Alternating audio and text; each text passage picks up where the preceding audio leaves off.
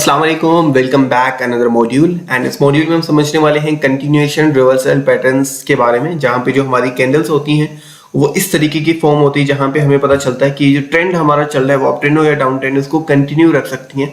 वो आज हम यहाँ पे इस पूरे मॉड्यूल में समझने वाले हैं। तो आज हमारा पार्ट 1 है। पार्ट 1 में हम समझने वाले हैं स्प्रिंग टॉप के बारे में। अभी आपके माइंड में आ रहा होगा कि सर ये तो रिवर्सल्स के टाइम काम करता है, जब डाउन में होता है तो ऊपर की तरफ पुश करता है, जब मार्केट की ट्रेंड के ऊपर की तरफ होता है तो मार्केट को नीचे की तरफ पुश करता है, लेकिन ये बीच में भी काम करता है। और ये किस तरीके से करता है, इसमें सिर्फ एक ही डिफरेंस है, दैट इज कंफर्मेशन। कंफर्मेशन को हम समझते हैं कि वो किस तरीके से काम करती है, उसके बाद उसको हम यहाँ पे डिस्कस करेंगे।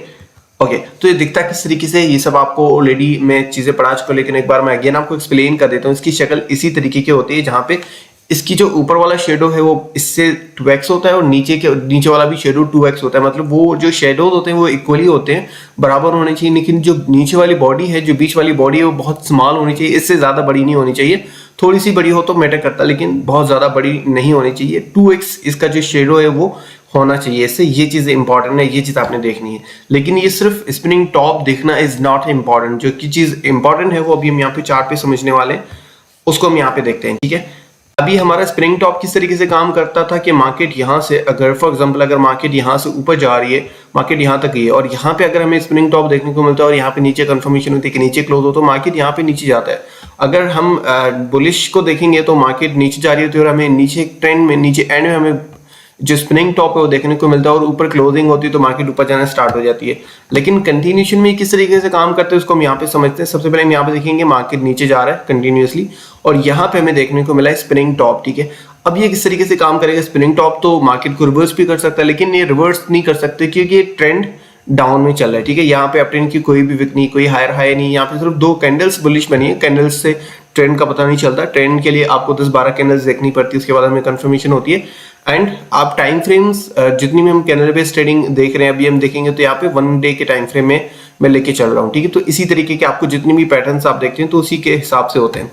अगर हम यहाँ पे देखेंगे हमें एक स्प्रिंग टॉप देखने को मिला है, ठीक है, लेकिन ये ट्रेंड की कंटिन्यूएशन में मिला है। अब हमें कैसे पता चलेगा कि ट्रेंड को कंटिन्यू रखेगा, जब इसका लो है ये ब्रेक होगा, लो के नीचे सेकंड कैंडल की क्लोजिंग हो। ठीक है, जो चीज सबसे ज्यादा इंपॉर्टेंट है इसमें वो यही है कि फॉर एग्जांपल अगर हमें यहाँ पे स्प्रिंग टॉप देखने को मिला है और हमारी नीचे जाके ये क्लोजिंग होती है तो हम यहाँ पे समझेंगे कि ट्रेंड कंटिन्यू रह सकता है, मतलब मार्केट और यहाँ से नीचे जाएगा। ठीक है, अगर सेम ये जो कैंडल है ये रेड की बजाय ग्रीन बनती है और इसकी ऊपर जाके क्लोज होती है तो ये हमारा ट्रेंड को कंटिन्यू नहीं रख सकता, या मतलब ट्रेंड ऊपर जा सकते हैं, ट्रेंड जिस तरफ भी जाए हम उसमें थोड़ा सा कंफ्यूज होंगे। क्योंकि यहाँ पे पता है क्या होता है, मार्केट नीचे जा रही है, ठीक है, यहाँ पे ये कैंडल बनी, ठीक है, दैट यहाँ पे बुल्स स्ट्रॉन्ग है मार्केट के अंदर, जो कि उन्होंने हैमर की तरह शक्ल बनाई है। ठीक है, उसके बाद यहाँ पे हमें ऑलमोस्ट मारूबुजी की तरह कैंडल देखने को मिली। उसके बाद हमें एक और कैंडल देखने को मिली जहाँ पे 3 कैंडल्स में ये क्लियरली बता रहा है कि मार्केट में यहाँ पे जो बुल्स हैं वो बहुत ज्यादा स्ट्रॉन्ग है। ठीक है, लेकिन अगर हम यहाँ पे देखेंगे तो यहाँ पे हमें दिख रहा है कि बियर्स मार्केट में बहुत स्ट्रॉन्ग है। ठीक है,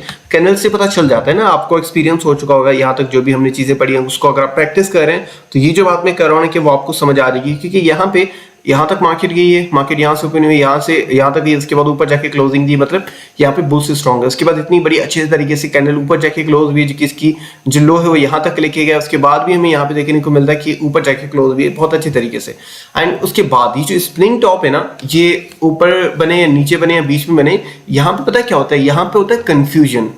जब बुल्स एंड बियर्स इक्वली बराबर हो जाते हैं ना तो कंफ्यूजन क्रिएट होता है। उसके बाद हमें कंफर्मेशन होती है कि सेकंड कैंडल में हमें कंफर्मेशन होती है कि यहाँ पे स्ट्रॉन्ग कौन है, बुल्स है या बियर्स है। अगर सेकंड कैंडल इसके लो के नीचे जाके क्लोज होती है तो समझ लो कि बियर्स स्ट्रॉन्ग है। अगर इसके ऊपर जाके, इसकी हाई के ऊपर जाके क्लोज होती है तो समझ लें कि बुल्स ज्यादा स्ट्रॉन्ग है, वो मार्केट में नीचे पुश होने ही नहीं देंगे, मार्केट को ऊपर लेके जाएंगे। तो ये चीज आपने माइंड में रखनी। तो ट्रेंड के कंटिन्यूएशन में अगर हमें देखने को मिलता है तो जो सबसे चीज इंपॉर्टेंट है वो ये कि उसकी लो में जाके क्लोज हो। अगर हम यहाँ पे ट्रेंड को, क्योंकि अभी जो हम रिवर्सल जो पढ़ रहे हैं ना कंटिन्यूएशनल्स, ये डाउन ट्रेंड हो या अप ट्रेंड हो, दोनों तरीके के हमने समझना है कि दोनों तरीके से किस तरीके से काम करता है। ठीक है, ओके, उसके बाद हम यहाँ पे अप ट्रेंड में देखते हैं। अप ट्रेंड में कोई भी हम यहाँ पे पैटर्न उठा के देख लेते हैं जिसमें हमें कंफर्मेशन हो जाएगी कि किस तरीके से काम करता है।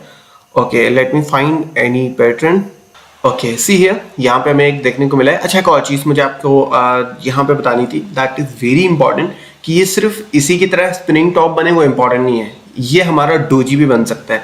जो मेन चीज है ना आपने माइंड में रखनी है वो ये कि यहाँ पे जो बुल्स एंड बियर्स हैं वो कंफ्यूज हो जाते हैं, और कंफर्मेशन का हमने वेट करना होता है। ये इसी तरीके के यहाँ पे हमारा जो डोजी वो बनता है, ये ऑलमोस्ट हमारा स्प्रिंग टॉप ही है, लेकिन डोजी में क्या होता है कि हमारी जो कैंडल है, फॉर एग्जाम्पल अगर इसको हम यहाँ पे फॉर्म कर दें, इसी तरीके की हमारी कैंडल बनती है, और उसके बाद हम यहाँ पे इसको ड्रॉ कर देते हैं।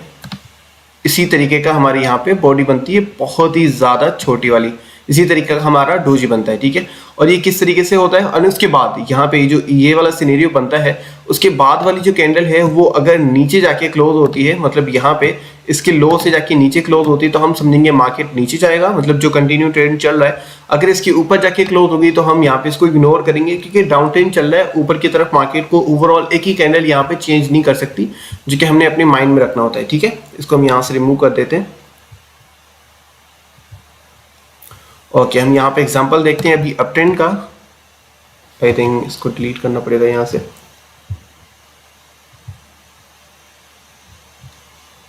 एक और चीज़ जो कि आपने माइंड में रखनी है, दैट इज आपका जो चार्ट है वो बहुत सिंपल होना चाहिए, ठीक है। अगर मुझे जब भी एनालिसिस करने होते हैं ना, अब ये कॉइन है, सॉरी मैं बीटीसी पे ही सारी चीज़ आपको समझाता हूँ, लेकिन अभी ये कॉइन मैंने जिसमें ट्रेड करा था मैं, हर साल में कुछ भी नहीं यूज़ करता, ठीक है। सिंपल वॉल्यूम एंड चार्ट को इतना सिंपल रखता हूँ जो कि मुझे हर एक चीज़ आराम से समझ आ जाती है। तो आपको चार्ट्स में ना ज़्यादा कचरा भरने की जरूरत नहीं है, जितना सिंपल रखोगे उतना चीज़ आप क्लियर हो जाएंगी। चार्ट को ना बहुत से लोग क्या करते हैं, इंडिकेटर्स यूज करके, बहुत कुछ यूज करके ना उसको बहुत ज़्यादा डिफिकल्ट बना देते हैं, लेकिन मेरा कॉन्सेप्ट बहुत क्लियर है। आप जितना ईजी रखोगे ना उतना चीज़ आपको जल्दी समझ आ जाएगी, और आप कंफ्यूज नहीं होंगे मार्केट के अंदर, ना ही आप गलत डिसीजन ले पाएंगे। ओके, नाउ हम पैटर्न समझते हैं बुलिश वाला। तो हमें यहाँ पे पैटर्न मिल गया है। अगर हम यहाँ पे देखेंगे तो हमें कंटिन्यूएशन में एक कैंडल देखने को मिली, जो कि यहाँ पे स्पिनिंग टॉप की तरह ही दिख रही है। और वहाँ पे देखेंगे जो मेन चीज़ है, अगर हम यहाँ पे देखेंगे ट्रेंड ऊपर की तरफ ही जा रहा है, यहाँ पे हायर हाई बना है, उसके बाद हाई बना है, और उसके बाद यहाँ पे हमें एक स्प्रिंग टॉप देखने को मिला है, ठीक है। अब ये कंफर्मेशन कैसे होगी कि ट्रेंड जो ऊपर जा रहा है ये कंटिन्यूअसली ऊपर ही जाएगा, उसके लिए हमने इसकी हाई का वेट करना है कि इसका हाई अगर ब्रेक होता है उसके बाद हम कंफर्मेशन करेंगे कि ट्रेंड ऊपर जाएगा। अभी यहाँ पे आप सोच रहे होंगे कि मैंने यहाँ पे पोजीशन तो बताई नहीं कि स्टॉप लॉस कहाँ पे लगाना, एंट्री कहाँ पे लगानी। मैं एक चीज़ आपको क्लियरली बता दूँ, मेरा कॉन्सेप्ट ये है कि मैंने कंटिन्यूएशन में ट्रेड नहीं लेनी। जब ट्रेंड चल रहा होता है ना, तो पता क्या होता है, बायर्स एंड सेलर्स ऑलरेडी लड़ रहे हैं, ठीक है। बायर्स स्ट्रांग हो गए, बायर्स मार्केट के अंदर एंटर हो चुके हैं, वो स्ट्रांग तरीके से मतलब मार्केट में एंटर हो चुके हैं। लेकिन अगर मैं यहाँ से अपनी लॉन्ग की पोजीशन लेता हूँ और मेरा जो स्टॉप लॉस है वो ये है, और रिस्क रिवार्ड रेशियो अगर हम यहाँ पे इसके अकॉर्डिंग देखें, इसके अकॉर्डिंग भी देखें, तो ये तो मतलब 1:1 हो जाएगा, और ऐसी पोजीशंस मेरे लिए लेना पॉसिबल नहीं होता। मैं अपने फंड्स को उतना ज़्यादा रिस्क में नहीं डालता है। रिस्क रिवार्ड रेशियो जो मेरा है वो बिल्कुल चेंज हो जाता है, कि मैं अभी की बात नहीं कर रहा, मैं चार्ट्स को एवरी टाइम देखता हूँ और मुझे समझ आ रहा है कि किस तरीके से काम करता है, तो मैं यहाँ पे कोई भी पोजीशन ओपन नहीं करता। ये सिर्फ हमारी कंफर्मेशन के लिए होता है। फॉर एग्जांपल अगर हम यहाँ पे इस कैंडल को देखिए, इसके ऊपर हाई पे क्लोज करते हैं, हाई पे क्लोजिंग होती है, उसके बाद हम वेट करते हैं थोड़ा सा नीचे आने के लिए, और यहाँ पे हम लॉन्ग की पोजीशन ओपन करते हैं, दैट इज प्लस पॉइंट। हम यहाँ पे समझ सकते हैं कि हमारा स्टॉप लॉस ये होगा और टारगेट हम अपनी रेजिस्टेंस के अकॉर्डिंग ऊपर लगा देंगे।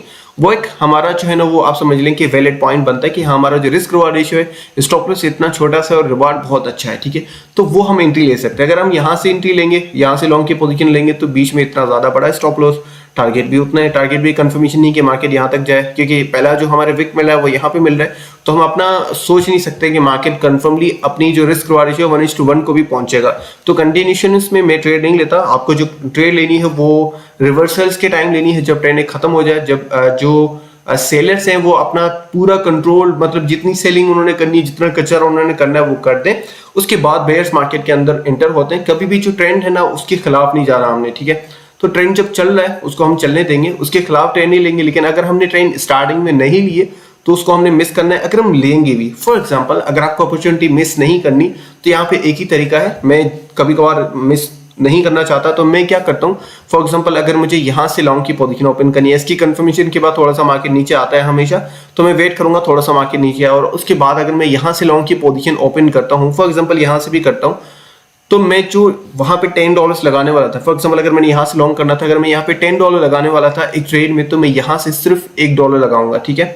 ये चीज आपने माइंड में रखनी है। आपको जो मनी मैनेजमेंट है, आपको जो पोजीशन मैनेजमेंट है, उसको आपने 10% माइनस कर देना है। मतलब जो भी आप पोजीशन लगा रहे हैं उसमें से 9% माइनस कर लें, 1% आपने उसमें ऐड करके $10 की ट्रेड लेने तो $1 की ट्रेड लें, और इसी तरीके से आपने उसको कंटिन्यू रखना है, ठीक है। मतलब उसमें पोजीशन बहुत छोटी सी लें, या आपकी जो लेवरेज सिस्टम है वो बहुत कम लें, ताकि आपका रिस्क रिवार्ड रेशियो सही से बन पाए। अगर रिस्क रिवार्ड रेशियो सही नहीं भी बनता तो भी अगर आपकी स्टॉप लॉस सेट होता है तो आपको बहुत ही, क्योंकि स्टॉप लॉस सेट होना बार बार, या आपका मनी मैनेजमेंट सही से फॉलो नहीं करता है, उससे स्टॉप लॉस हिट होने के चांसेस ज्यादा हैं, फिर भी आप पोजीशन ले रहे हो तो समझ लो कि आप अपनी कैपिटल को गंवा रहे हो। कैपिटल को गंवाना वो चीज अच्छी नहीं है मेरे ख्याल से, ठीक है।